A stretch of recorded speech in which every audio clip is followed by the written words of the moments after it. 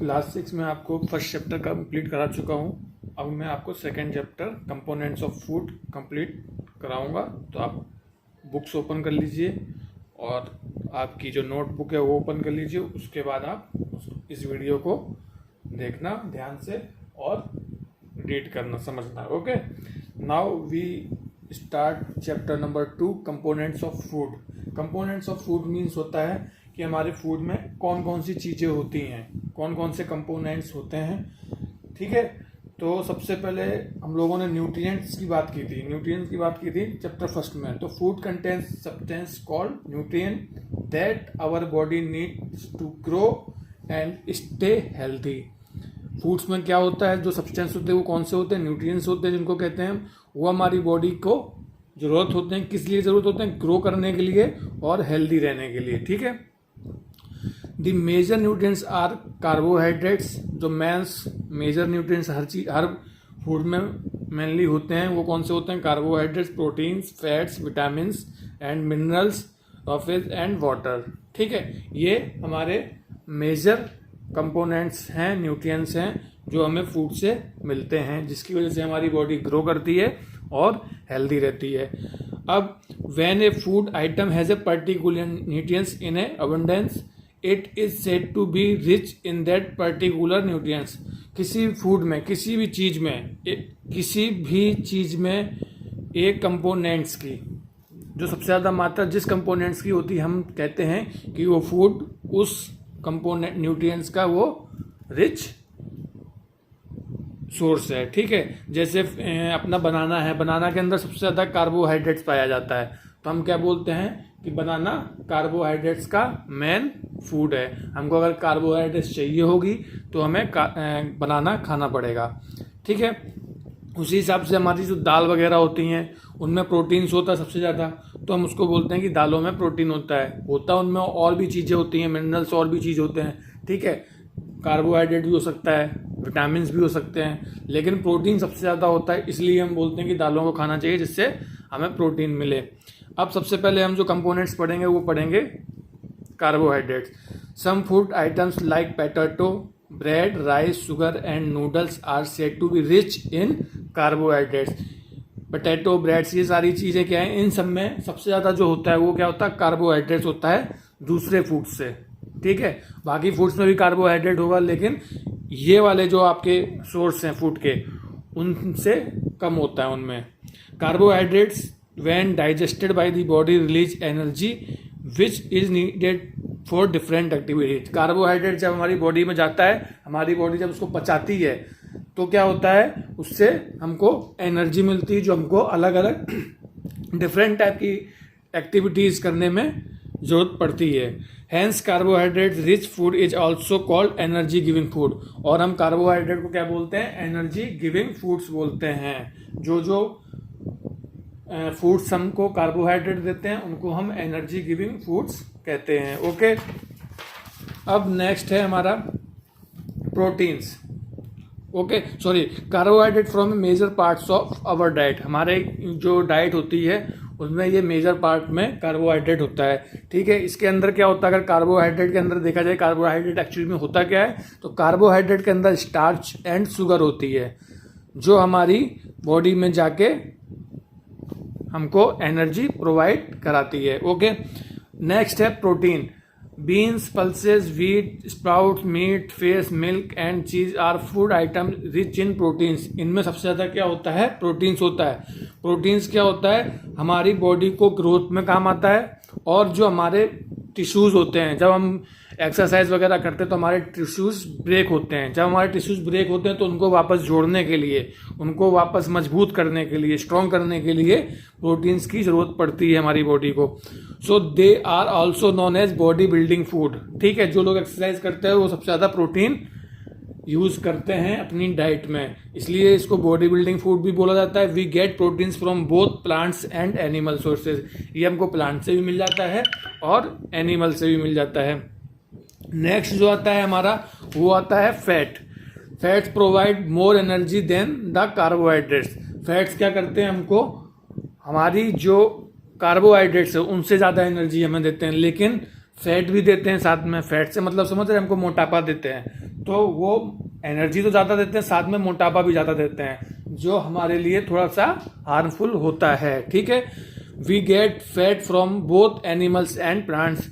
Fat हमको plant से भी मिल जाता है और एनिमल से भी मिल जाता है। Some fat rich food items are egg yolk, जो ये एग होता है उसका जो मिडिल पार्ट होता है येलो कलर का, वो फैट का सोर्स होता है। कोकोनट ऑयल, घी, बटर, मीट, इन सबको आप खाओ, आपको एनर्जी ज़्यादा मिलती है। सब लोग कहते हैं दूध ज़्यादा पिया करो, घी ज़्यादा खाया करो, इनसे एनर्जी मिलती है, साथ में हम लोगों को फैट मिलता है, तो वो हमारी बॉडी के लिए थोड़ा बहुत हार्मफुल होता है।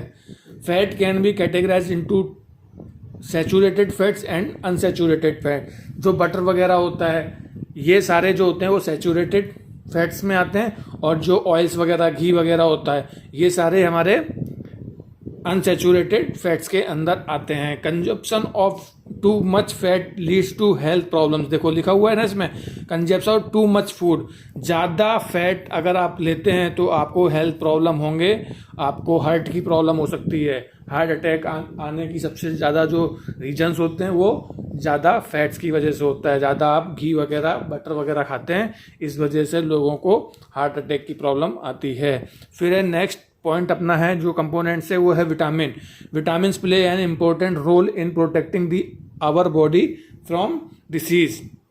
जो विटामिन्स होते हैं हमको क्या करते हैं, जो हम बीमारियां होती हैं, रोग होते हैं, उनसे बचाने के लिए जरूरी होते हैं। There are about 13 vitamins that we no.